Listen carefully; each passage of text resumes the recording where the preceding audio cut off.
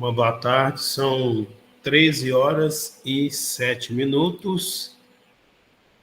Vamos iniciar o curso online, vinculado ao projeto de pesquisa intitulado Pesquisa Quantitativa, Capacitação em Ferramentas Básicas dos Métodos Estatísticos de Análises para tratamento de dados em pesquisa na área de gestão de empresas em Teoflotone região, agradecendo a Pró-Reitoria de Extensão e Cultura da Universidade Federal dos Vales do Jequitinhonha e Mucuri pelo apoio ao projeto.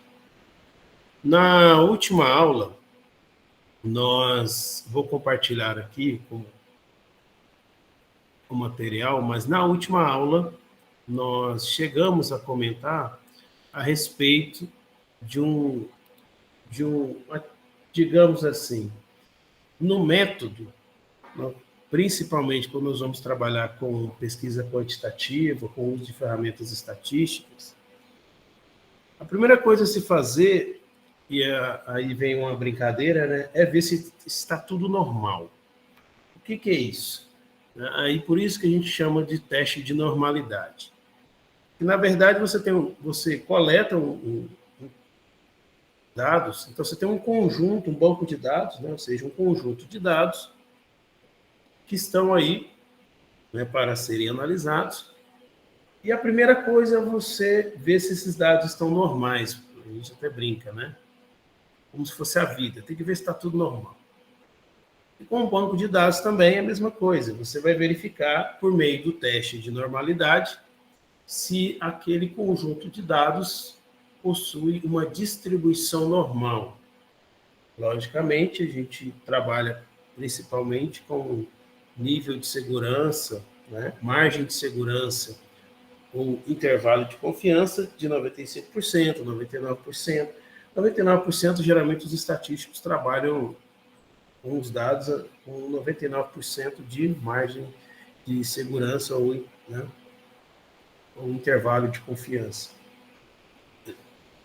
Mas nós da área de ciências sociais aplicadas, muitas vezes nós trabalhamos com essa margem de segurança ou intervalo de confiança de 95%.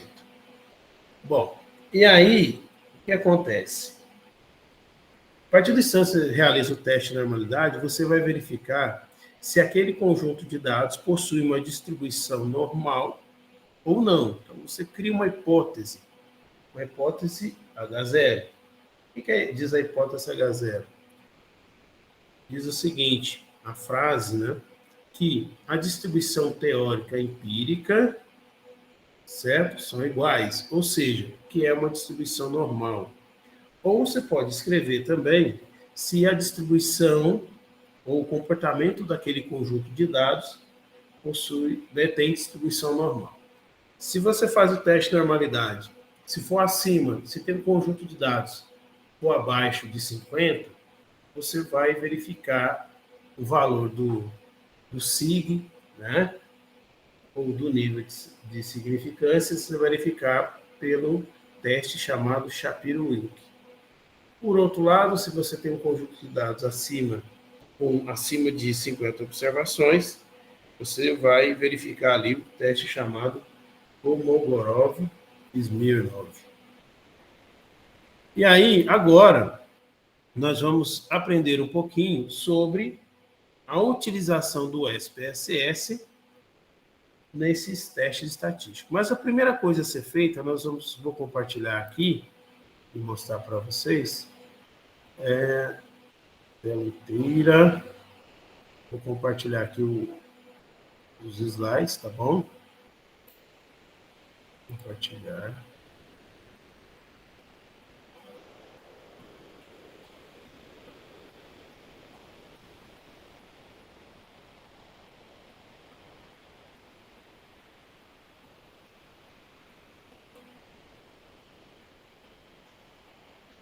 Está conseguindo ver aí? Estou sim.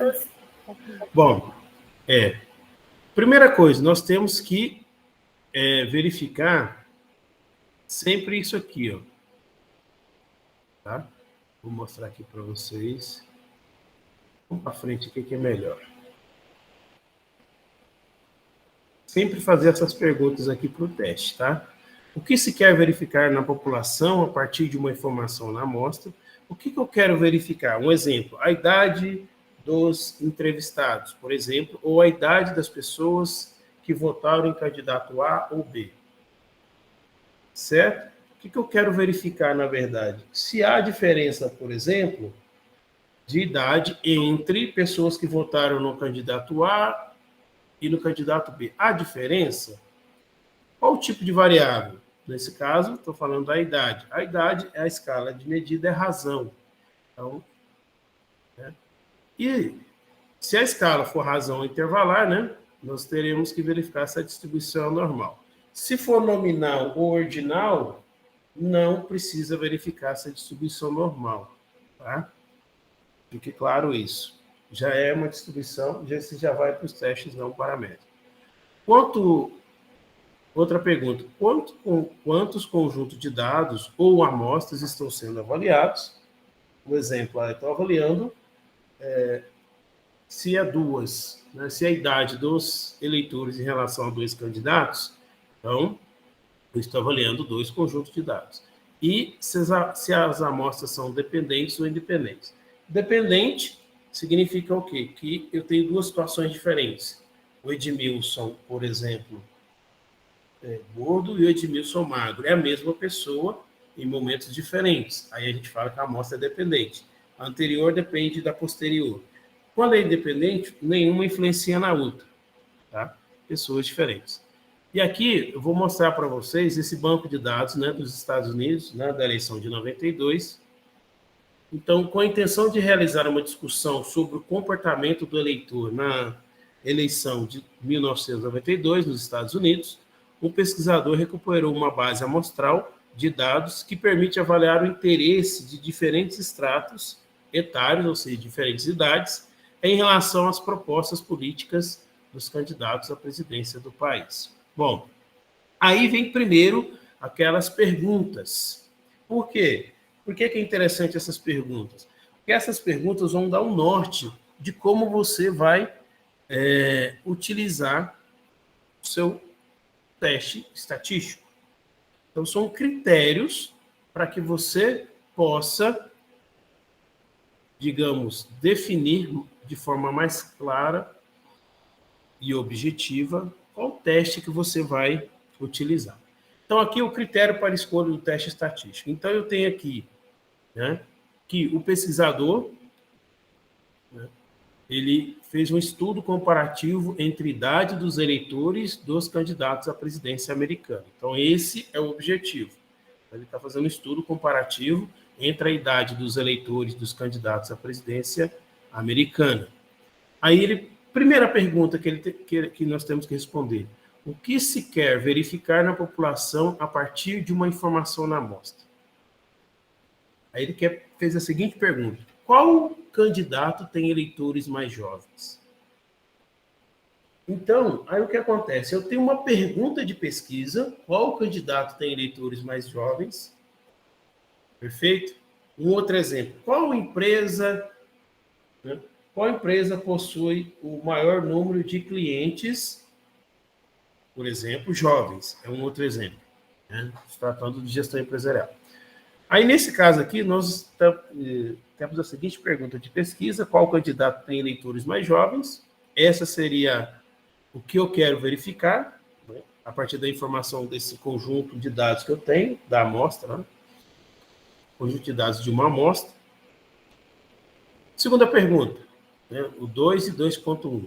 Qual o tipo de variável que eu vou estudar e a distribuição é normal? Um exemplo: qual o tipo de variável estudada? Perfeito. Qual candidato tem eleitores mais jovens, então a minha variável é a idade. E a idade, quando eu pego valores, por isso que eu sempre falo para os alunos, nunca, quando você vai realizar uma coleta de dados, principalmente por meio de questionário, você pergunta a idade e deixa o o entrevistado responder exatamente a idade dele. Alguns gostam de fazer uma opção de faixa etária. O problema de você colocar a faixa etária é que você perde essa possibilidade de realizar um teste paramétrico. Perfeito? Se você coloca escala, né, ou faixa etária, aí já vai diretamente para o não paramétrico, né? Então, qual o tipo de variável estudada? Idade, que é métrica, e é razão, que é razão é o número propriamente dito. A distribuição é normal? Aqui, ele já respondeu que a distribuição não é normal. Então, vamos lá.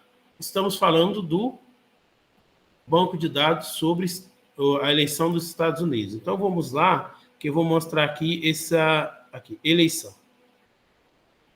Então, vamos lá.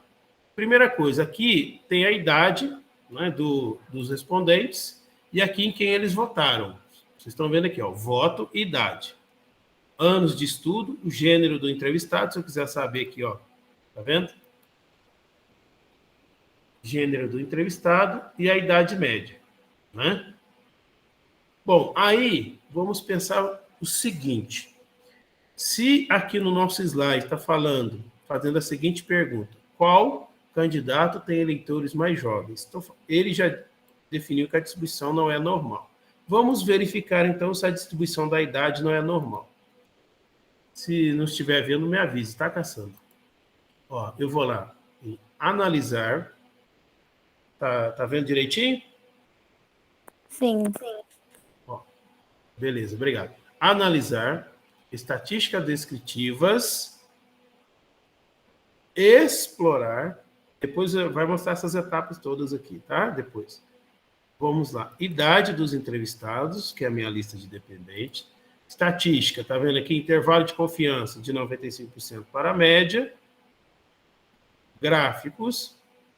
Eu não preciso do caule, eu quero só histograma. E eu coloco aqui gráficos de normalidade com testes. Opções de Bootstrap, não vou usar nesse momento. Bom, aí sempre sai um output. Tá como saída 3, mas em virtude também do que houve vários bancos de dados que eu abri aqui. Bom, aí vamos diretamente lá no teste de normalidade, ó. Então, como eu tenho um conjunto de dados de 1845 observações, lembre-se bem, gente, cada resposta é uma observação. Então, vocês vão ver aí na literatura, vão observar em artigos, alguns pesquisadores escreverem, por exemplo, a palavra observações. Significa o quê? Que eu tenho 1845 observações. Como 1845 é maior do que 50, eu vou olhar o teste de Kolmogorov e Smirnov. Então, aqui deu 0,000. Como é menor do que 0,05, a minha hipótese é o seguinte, que a distribuição da idade ou comportamento da idade, que é a variável que eu estou analisando, né, tem distribuição normal. Mas ele só teria distribuição normal se esse sig aqui, ó, fosse maior do que 0,05. Como é menor, significa que a distribuição não é normal. Por isso que o próprio autor já colocou aqui, né, no próprio slide, nós estamos verificando que ele disse que a distribuição não é normal. Bom, ela não é normal, então vamos verificar por que também graficamente, porque é normal. Já fizemos aqui o teste de normalidade, então nós temos duas opções para verificar. A primeira delas, pelos testes de normalidade, né, observando, né, se o sig é maior do que 0,05, como não é, já verificamos que a distribuição não é normal. Por outro lado, eu tenho aqui a opção do histograma. Faço 2 cliques aqui, então vai aparecer uma janelinha aqui, né, uma nova janela. Aí eu vou aqui, ó, nesse link aqui, ó, mostrar curva da distribuição, fecho. Olha que interessante. Aí ele vai mostrando que a distribuição não é exatamente normal. Então, não é normal. Por outro lado, eu tenho outras opções, como, por exemplo, deixa eu fechar aqui, eu posso também analisar de uma outra forma. De que forma, professor? Né? Eu posso aqui também, né, tem uma outra opção, que é aqui nos gráficos. Caixa de diálogos legadas. Aí vou verificar lá embaixo, tem aqui, ó, histograma. Clico aqui no histograma, vou colocar aqui a variável e exibir a curva normal. Então, ele já vai fazer isso para mim, ó. Dá OK. Então, eu vou verificar aqui o histograma da idade, ó. Ele já mostrou para mim da mesma forma que o anterior. Então, eu tenho essas duas opções de verificação da distribuição normal ou de Gauss. Perfeito? Então, já verificamos isso aí. Vamos deixar aqui.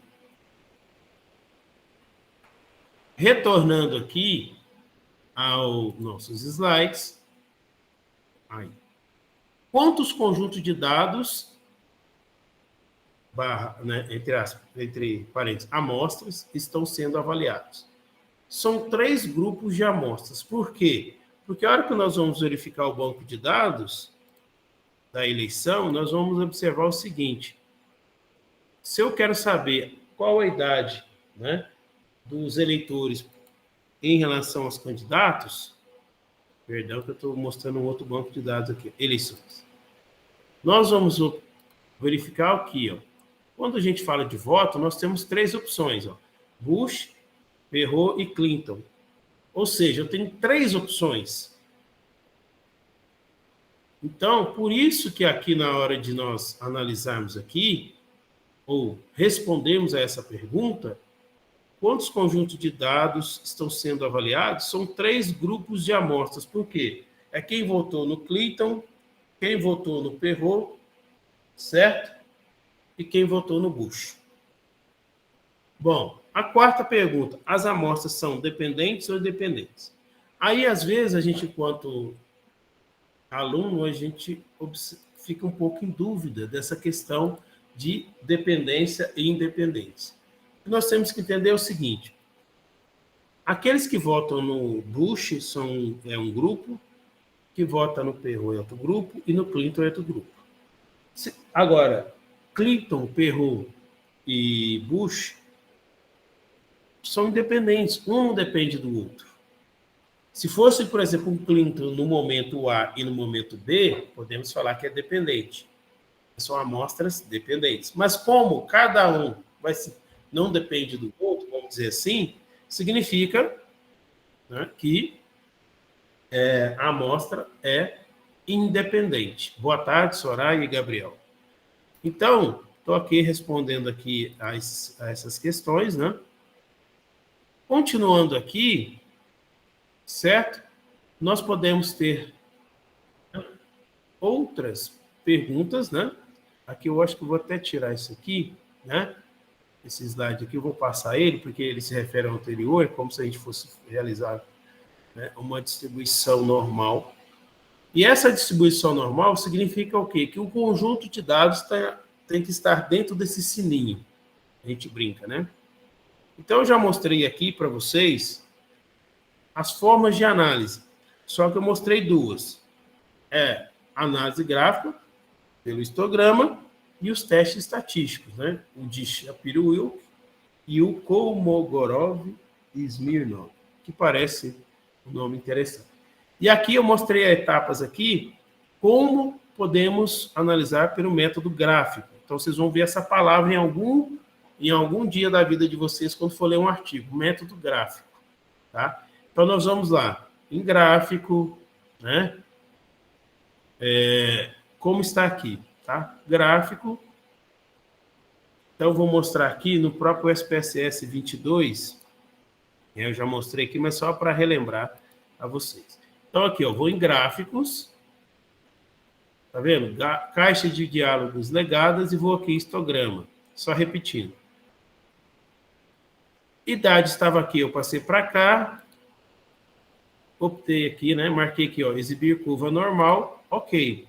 Então, isso foi o método gráfico, na prática. Agora, vamos retornar aos slides. Então, Isso que está mostrando para vocês foi isso que eu fiz. Ó. Gráficos, diálogos, histograma. A idade, como eu disse para vocês, mostrar a curva normal, certo? E apareceu esse gráfico, né, que se chama histograma. Perceberam aqui que nós temos no gráfico a linha das abscissas, que é a horizontal, e as ordenadas, que é a vertical. Eu sempre preocupo muito e sempre falo para os alunos que é interessante nós entendermos como interpretar os gráficos. E vocês perceberam aqui que na abscissa colocaram os valores da idade, a idade dos eleitores que votaram nos 3 candidatos. E nas ordenadas colocou a frequência, ou seja, a quantidade de vezes que aquela idade apareceu. E aí, essa idade na abscissa e a frequência na ordenada vai mostrar como os dados estão distribuídos. Se eles estão distribuídos dentro de uma curva normal. Como nós percebemos que essa curva não é normal, certo? Aí nós iremos partir para os testes chamados testes não paramétricos. Tá? Se a curva é normal, paramétrico. Se a curva não é normal, não paramétrico. Agora, nós vamos falar especificamente dos autores, né, desses testes estatísticos, né, os criadores. O primeiro deles, os senhores estão vendo aqui, que é o Shapiro-Wilk, né, que é um teste estatístico, especificamente utilizado quando o conjunto de observações é pequeno, certo? E o nome do autor da obra é o Samuel, né, Sanford Shapiro, que foi professor de estatística da Universidade da Flórida, né, e também Martin Wilk, por isso que chama Shapiro-Wilk, né, dos dois sobrenomes. E o Martin Wilk foi pesquisador do grupo de pesquisa de técnicas estatísticas da Princeton University. O outro teste chama, até interessante, né? Kolmogorov-Smirnov, certo? É um teste utilizado quando o conjunto de observações é maior do que 50, ou tem mais do que 50 observações. Então, por exemplo, se eu entrevistei 100 pessoas, são 100 observações.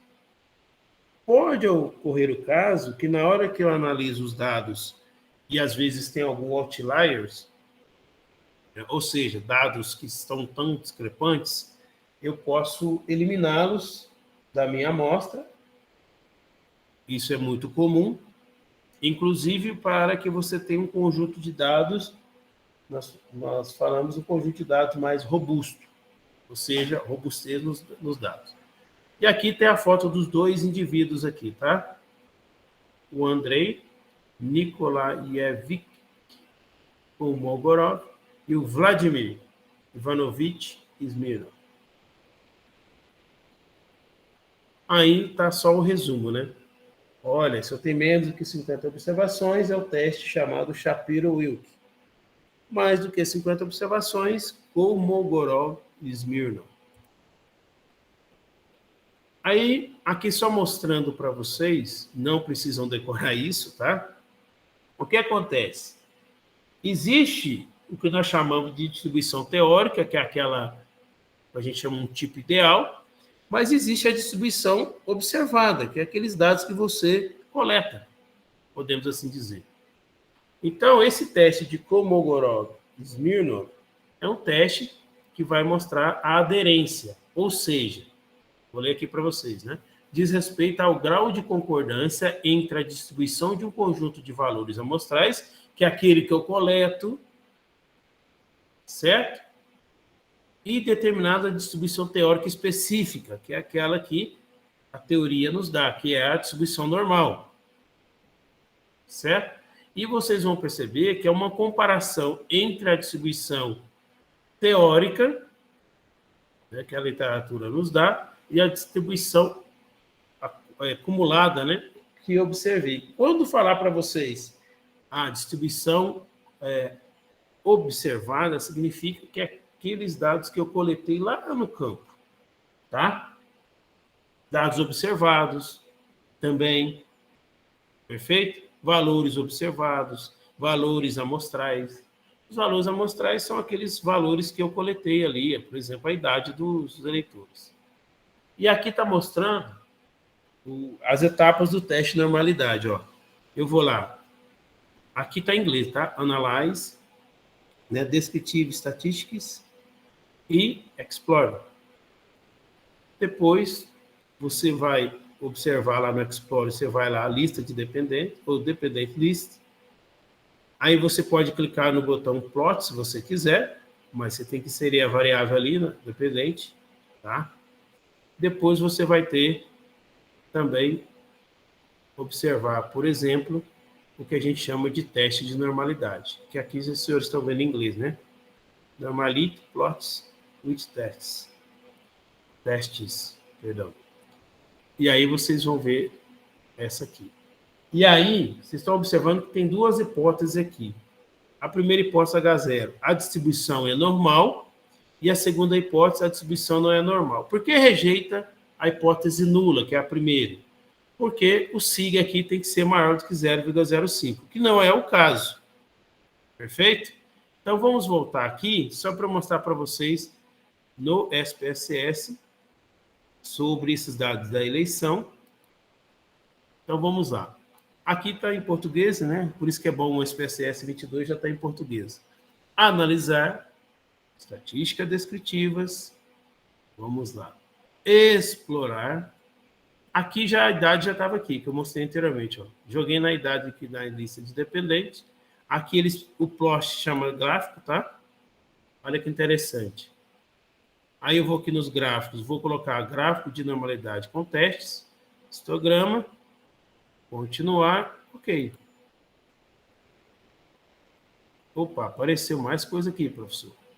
Então vamos olhar aqui, ó. Você sempre olha aqui, ó. Último explorar. Aqui o SIG, está aqui, né, mostrando que é menor que 0,05. Por que é o teste de Kolmogorov e Smirnov? Porque são mais do que 50 observações. O histograma eu já mostrei para os senhores. Posso também dar dois cliques aqui. Perceberam que aqui, ó, idade do entrevistado na abscissa, frequência na ordenada. E aí eu vou aqui no... Coloquei a curva normal aqui só para mostrar para vocês. Fechei aqui, ele vai já mostrar com a curva normal. Se eu quiser saber quantas frequências tem, eu vou aqui, né, mostrar rótulos. Aparece aqui, eu fecho aqui, aí tá vendo? 15 observações, 56, 106, 90, vocês vão perceber. Que é a frequência, né, da idade. Então, por exemplo, vamos pensar aqui, ó, 40, pessoas com 40 anos de idade, ó. Vocês perceberam aqui, ó, 40 anos de idade. Vamos pegar aqui 42, por exemplo, 83, né? Observações ficaram nessa idade. Aí aqui mostrando esse gráfico, não, aqui, ó, esse aqui que é o valor, né? Eu tenho o valor observado e a idade do entrevistado, tá? Vocês vão perceber que é uma outra forma de você mostrar, né?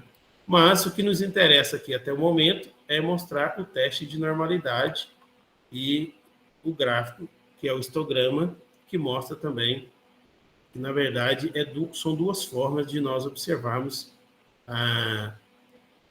o teste de normalidade, seja ele pelo SIG, seja ele pelo histograma. Perfeito? Então, vou aqui retornar aqui. E aí, já mostrou que eu rejeito a hipótese H0, que a distribuição é normal. Então, se eu estou rejeitando, ou rejeito essa hipótese nula, significa que eu aceito a hipótese alternativa, que é o H1, que a distribuição não é normal. Perfeito? Está aqui só mostrando para vocês o que nós acabamos de fazer. Certo?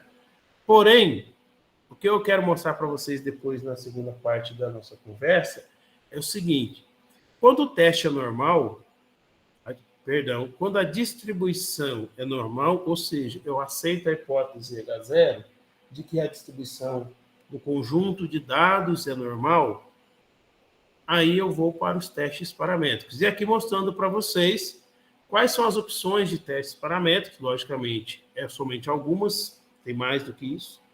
Primeiro, se a distribuição for normal, eu tenho dois tipos de amostras. Amostras independentes, que eu já falei para vocês, né, que uma não depende da outra. Então, o Clinton, o Perrot e o Bush, cada um na sua, então um depende do outro. Então, vai ser para as amostras independentes. Aí eu tenho a opção. Se forem só duas amostras, por exemplo, se for só candidato A e B, eu vou utilizar o que a gente chama de teste T de amostras independentes. Se for mais do que duas amostras, o que é mais do que duas amostras? É o nosso caso aqui da eleição de 92. Eu tenho a opção Bush, Perrot e Clinton. Então, é mais do que duas amostras, são três. Aí nós vamos realizar o teste chamado ANOVA, ou Oneway. Se for amostras pareadas, que é aquela que eu falei para vocês, que é... O que é amostra pareada? É o Edmilson magrinho e o Edmilson gordinho. Eu só quero fazer um teste com o Edmilson quando era magrinho, quando era gordinho, é a mesma pessoa. Então, nós chamamos de amostras pareadas. Se forem duas amostras, teste T para amostras pareadas. Se for mais do que duas amostras, vai novamente para o teste ANOVA, ou Oneway. Se a distribuição, né, se eu rejeito a hipótese H0 de que a distribuição é normal, significa que eu aceitei a hipótese H1 que diz que a distribuição não é normal. Se a distribuição não é normal, eu vou para os testes não paramétricos. Aí vocês viram quantas opções tem aqui, né? Quando é amostras independentes, que eu já expliquei para vocês, né? Por exemplo, quando é duas amostras, o mais usual, né, que a gente vai ouvir falar é o Mann-Whitney. Mann-Whitney. Se for mais do que duas amostras, Kruskal-Wallis. Se forem amostras pareadas, Wilcoxon. Né? Alguns chamam até de Wilson. E mais do que duas amostras, teste de Friedman. E nós vamos falar um pouquinho sobre cada um deles, tá? Na nossa aula. Então, aqui está um objetivo, tá? Eu vou ler aqui para vocês e depois, na segunda etapa do nosso curso, nós vamos falar de forma tranquila e calma. Por quê? Para vocês é novidade. Quando a gente fala de estatística básica inferencial, estamos dizendo o seguinte: estamos conversando com pessoas que talvez não tenham visto isso na vida. Estatística, sim, mas talvez não dessa forma como nós estamos oferecendo esse curso. Perfeito? Então, está aqui um texto, e eu vou ler para vocês, e depois, na segunda etapa, nós vamos para a parte prática. Tá? Objetivando identificar se a comunicação promocional impactava o comportamento de compra, significa o quê? Olha, tem promoção, né, ou não. Isso vai impactar, por exemplo, no comportamento do meu consumidor? Os dados podem apontar que sim ou que não. Vai depender, primeiro, da distribuição, se vai ser normal ou não. Perfeito? E a partir dessa identificação, se a distribuição é normal ou não, eu vou para o teste paramétrico ou testes não paramétricos. Perfeito? Testes, que são vários. Testes paramétricos e testes não paramétricos. Então, lendo aqui novamente, né? Especialmente o valor gasto na loja, quando fala em comportamento de compra, de consumidores de determinado varejo de grande porte, uma campanha foi realizada com monitoramento. Para tanto, um conjunto amostral de clientes de uma loja foi utilizada como alvo de um esforço de comunicação mediante o recebimento de uma correspondência informando as condições promocionais da loja num determinado momento, né? Incluindo a apresentação do documento recebido para obtenção do desconto na compra dos produtos. Certo? E aí tem essa ideia de que você apresenta o desenho do caminho que você trilhou para responder a essa pesquisa, mas de ordem prática. Então, nós vamos trabalhar, depois do nosso intervalo, né, com Banco Credit Promo, né, que nada mais é que esse banco de dados aqui que nós vamos brincar um pouquinho. Vou mostrar aqui para vocês, que eu chamei de crédito promocional. Tá? Esse banco de dados que nós vamos estar trabalhando, tá? E aí, se vocês quiserem saber qual que é o valor, né, você pode aqui mudar o rótulo, né? 0 foi padrão e 1, né? Vamos olhar aqui a variável, né? Visualização da variável. 0 foi padrão e nova promoção foi 1. Beleza? Vou parar um pouco a apresentação aqui.